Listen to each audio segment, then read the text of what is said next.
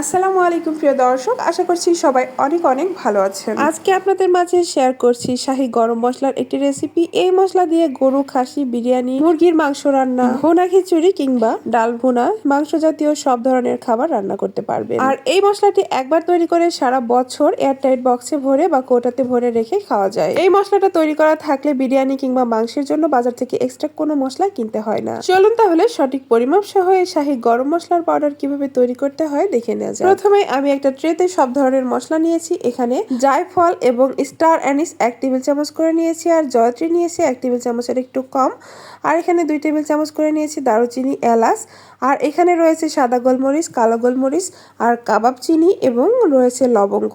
তো চারটা একসঙ্গে এখানে মিক্স করে নিয়েছি 2 টেবিল চামচ পরিমাণ। 2 টেবিল চামচ নিয়েছি গোটা জিরা, গোটা মৌরি 2 টেবিল চামচ, আর গোটা ধনিয়া নিয়েছি 2 টেবিল চামচ, আর এখানে 8-10টা শুকনো মরিচ নিয়েছি, আর বেশ কিছু তেজপাতা নিয়েছি পাশাপাশি। চুলায় একটি ফ্রাইং প্যান বসিয়ে দিয়েছি, আর চুলার আঁচটা একদমই লোতে করে দিয়েছি। এখন যে একটু বড় টাইপের মশলাগুলো রয়েছে সেগুলো আমি আগে নিয়ে নিচ্ছি। বড় যে মশলাগুলো সেগুলো একটু মুচমুচে হতে টাইম লাগে, সেই জন্য আগে দিয়ে কিছুক্ষণ ভেজে নিব, তারপরে ছোট মশলাগুলো আমি এখানে অ্যাড করব। তো এগুলো আমি আস্তে জালে কিন্তু 2-3 মিনিট ভেজে নিব। এরপরে ছোট মশলাগুলো দেওয়ার পরে আবারও আমি 4-5 মিনিট ভেজে নিব।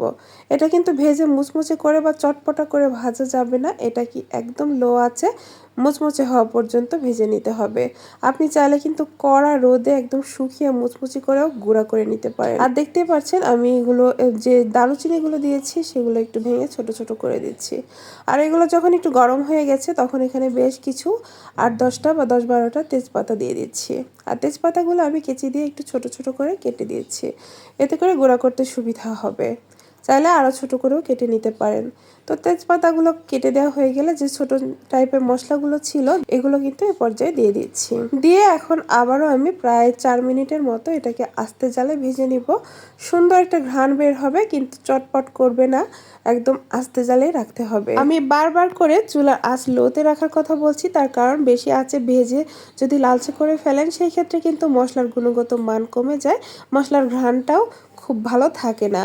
এই জন্য এটাকে একদমই হালকা করে ভাজতে হবে, জাস্ট মুচমুচে সুন্দর করে মুচমুচে হতে হবে। মুচমুচে হয়ে গেলে তেজপাতাগুলো আপনি হাতের মুঠোয় নিলে বুঝতে পারবেন, যখন একেবারে গুঁড়া হয়ে যাবে বা সহজেই তেজপাতাগুলো ভেঙে যাচ্ছে তখন বুঝতে হবে যে আপনার এগুলো ভাজা হয়ে গেছে। তো দেখতে পাচ্ছেন প্রথমে তেজপাতাগুলো খুব একটা ভাঙলো না, তো এই পর্যায়ে আমি আবারও একটু ট্রাই করে দেখছি হয়েছে কিনা। তো এখনো হয়নি, আমি আরও একটু ভেজে নিব এগুলোকে। আর এই মশলাটা আমার প্রায় 6 মাস চলে যাবে, চাইলে কিন্তু বেশি করে আপনারা বছর জুড়েও খেতে পারবেন। কি পরিমাণ রান্নাবান্না করা হয় সেটার উপরে নির্ভর করবে আপনার মশলা কতদিন আসলে যাবে। তো এগুলো ভাজা হয়ে গেলে আমি চুলা থেকে নামিয়ে একটু ঠান্ডা করা পর্যন্ত এটাকে এই গরম প্যানের মাঝে রেখে দিয়েছিলাম। আর এই পর্যায়ে আমি একটু একটু করে ছোট একটা গ্রাইন্ডার রয়েছে আমার, তো সেটাতে আমি গুঁড়া করে নিচ্ছি। আপনি চাইলে কিন্তু এটা বেশি পরিমাণে একদম মিল থেকে ভাঙিয়েও নিতে পারেন। প্রথম ব্যাচের মশলাটা গুঁড়া করা হয়ে গেছে, আমি একটা ট্রেতে ঢেলে নিচ্ছি গুঁড়া করে করে। এতে করে মশলার গুঁড়াটা একটু ঠান্ডা করতে সুবিধা হবে, কারণ ব্লেন্ড করার সময় একটু গরম হয়ে যায় মশলাটা। আর কেউ যদি একদম মিহি পাউডার নিতে চান সেই ক্ষেত্রে এগুলোকে চেলে চেলে মোটা 2-1টা দানা থাকলে সেগুলোকে বের করে আবারও ব্লেন্ড করে নিতে পারেন। তো আমি আজকে মশলাটা চেলে নিব না, তো আমি চামচ দিয়ে মিক্স করে নিলাম যাতে সব উপকরণ সুন্দরভাবে মিশে যায়।